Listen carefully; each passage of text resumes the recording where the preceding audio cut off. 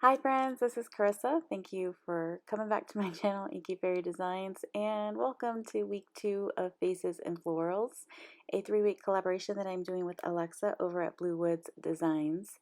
This is the project that I am creating today for our theme, which is rainbows. Rainbows and florals. Super fun. I was really looking forward to this week, especially because I love rainbows. I just love the colors. I love that it's like super easy to blend them together, and I had so many ideas running through my head on what I wanted to do, and this one kind of took shape on its own. I knew I wanted to do the hair rainbow, and so I did. And I was super inspired by Alexa last week pulling out her watercolors that I decided that I would pull mine out this week.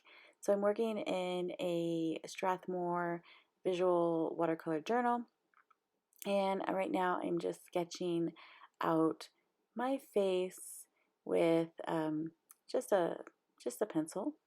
And I am going to be working with my Daniel Smith watercolors today. You can see off to the left. This is my beloved Daniel Smith palette. I've had it for years and it has not gotten a lot of love this year very much, so I thought it would be a good time to pull it out, and I knew I had beautiful colors in it that would just be perfect to create this rainbow. So now that I have some basic features down, and I'm going to go ahead and start painting her. I went back and forth on if I wanted to uh, paint her first and then draw in her features. That's something that I like to do a lot. Or draw the features, sketch out the features first and then paint her in. And I ended up sketching it first because I feel more comfortable doing that. And since I knew I was going to be filming it, I thought that I would go with that. But maybe one of these days I'll go ahead and film how I paint a face and then draw in the features. If that's something that you think you'd want to see, go ahead and let me know in the comments below. I'm not sure if I've ever shared that here on my YouTube channel or not. I know I tried and attempted to do the 100-day challenge, which I failed miserably at, and I did some quick videos on Instagram that you could probably see some of that process there. But this 3-week challenge with Alexa, I can handle that. So here we are. I used a combination of buff titanium and, let's see, shadow violet for her face, for her skin. Then I dropped in a little bit of rose of ultramarine for her cheeks and her lips. I just love rose of ultramarine, and I just had to drop that in on her cheeks. It granulates so beautifully. This is one of the things that I love most about Daniel Smith watercolors, and one of the things that I kind of missed, I think, in my watercolors as I was branching out in different brands and stuff. But yeah, it felt like coming home, just pulling out this palette and working with it. So for her eyes, I decided to go with a lavender and dropped in a bit of moon glow just to give it some more texture and depth. You can see when I watercolor, I like to work wet and wet. So I did for her face, I wet the paper first, and then I started dropping in that color and letting it blend on its own. And I do that throughout this piece. So while the paper and the paint that I've laid down already is wet, I will drop in splashes of other colors. I don't do a whole lot of glazing in this piece, and I generally don't do it often. I'm not a realistic watercolor artist, however you want to say it, but I'm not going for realism. My style is more loose and flow and abstract. So that is what my style, I guess, would be considered. So I just like to wet my paper, drop in the color, and let it blend together. So that's why it's so fun to work with rainbows, because you know all of those colors are just going to blend so beautifully next to each other. They're designed it that way. That's how the rainbow is. And so you don't have to worry about creating mud. But I do like to drop in some of those colors in other areas just to kind of tie it all together. And then here is where I decided I needed to add some splashes. I love adding splashes. It's really a fun thing to do in watercolor because you can get some really unique blends. You can get some interesting kind of bleeds, which we'll see how that kind of ends up as I continue here. I end up looking at those splashes and deciding I want to create some more bleeds out of her hair. And so I'll show you here in a bit how I do that. So I'm just going to continue splashing, continue going in through the rainbow. If you're interested in the colors that I'm actually using, I actually might know them. For the red, I used quinacridone coral. For the orange, I used quinacridone burnt orange. For the yellow, I used nickel azo yellow. The green was a combination of serpentine green, and then I dropped in a bit of cascade green and cobalt turquoise and sleeping beauty turquoise. I couldn't decide, so I just used them all. And then for the blue, I used cerulean blue chromite, I think. And then for the purple, I went with imperial purple. Oh, that one granulates so beautiful. It has like touches of blue in there, and it's just so yummy. And then I did fade it out into lavender to kind of tie in her eyes. So those are all of the colors that I used in her hair. And then you can see here, this is where I went ahead and started doing those fun bleeds in her hair. I just thought it would be so fun. It looked a little stiff to me at first, and so I just needed to really add that looseness that I love with watercolors. And so yeah, you can see my pencil line there, but it's not going to be a big deal. We will go over, or I will go over it with a pen. And oh, I don't know, I just love the bleeds and how it kind of fades out, blends in different ways, and just adds a lot of dimension and texture to this painting. So of course, this is Faces and Florals. I needed to add in some florals. I thought perhaps I would add them in her hair because of those beautiful blooms, but then I decided no, I wanted to do like a little corner corsage type for her.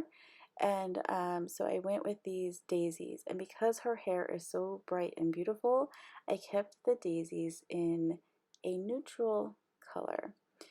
So I don't know the color of the daisies.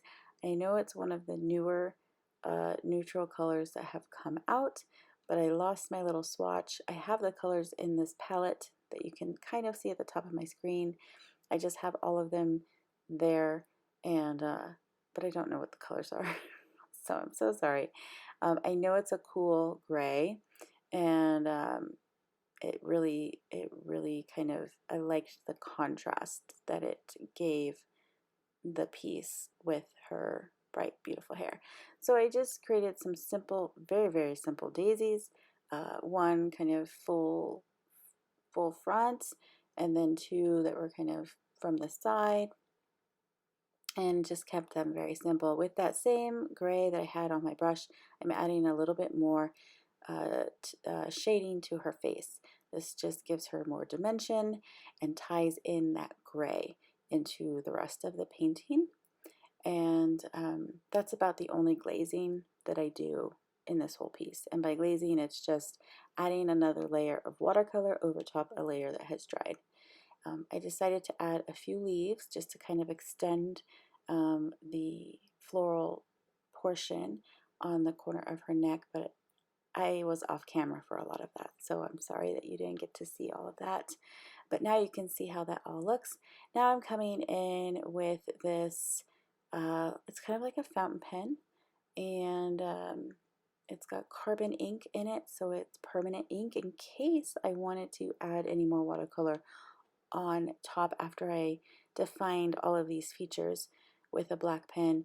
I definitely wanted to make sure that it was a permanent pen, but you can see as I'm starting to add in her features, like back in with the pen, she just, I don't know, this part, it scares me at the same time that it just brings the whole painting to life.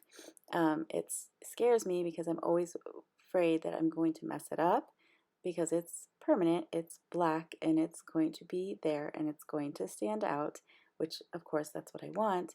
But yeah, it's always a little scary. So I do sketchy lines because I'm not super great at tracing over my pencil lines. So I just go with that and make it really super sketchy. I will go over the lines on her face multiple times, so it's not going to be perfect. And then for her hair, I do just very, very loose, kind of hold my pen very loosely and just follow around where I had a bit of the pencil, kind of went over it out to the side where I wanted to give her a little bit more fullness in her hair. But then I just add little sketchy lines there, and I think that for me it just helps me to be loose and not to overthink it. So that's why I do it that way. And if I'm not going for a perfect look, then it's not going to be, it's not going to take away from anything if I mess up, and it'll look like that it was purposeful, which sometimes it is. But yeah, so I'm adding a little bit more detail to the flowers. So a lot of times when I'm watercoloring flowers, I don't add line art to it, or I don't outline them. But because I had outlined her and to tie in the whole painting together, I decided I needed to outline those flowers, and I really liked the way that they turned out. Trying to give her a few eyelashes, but my pen was being fussy. It's the only thing I don't like about this pen. I don't know if it just doesn't want to play with my watercolors or what. I love the fine tip of it, but I have to kind of work it into submission and get it to work sometimes. So now I'm coming in with my white gel pen and adding some highlights to her eyes. I added a bit of highlights to the flowers, of course her lips and her cheeks, and then again I just scribble in her hair some highlights. I don't know, I love it. But that's about it. I'm going to add some of my thoughts here on her neck and just, random stuff, and that completes my piece. I absolutely love her. I don't always think that about a face that I've drawn, but this one I really, really love, and I hope you enjoyed it as well. Be sure to like this video and subscribe to my channel if you haven't already. So that's our theme this week: rainbows, faces, and florals. Use that hashtag faces and florals 2020 if you want to play along with us this week. And I absolutely love seeing your work. When you tag us on Instagram, I am searching. I have set up a search so that I can look to see if anybody's posting using that hashtag. So definitely, if you want to play along with us this week, don't forget we are giving away an original piece of work from both myself and Alexa. So we're going to pick 2 winners at the end of this challenge and send you some of our original art just for fun, just to say thank you for playing along and taking along this challenge, or taking on this challenge, playing with us. Be sure to head over and check out Alexa's video next. You'll see it here on the screen, and I will see you guys next week. Bye.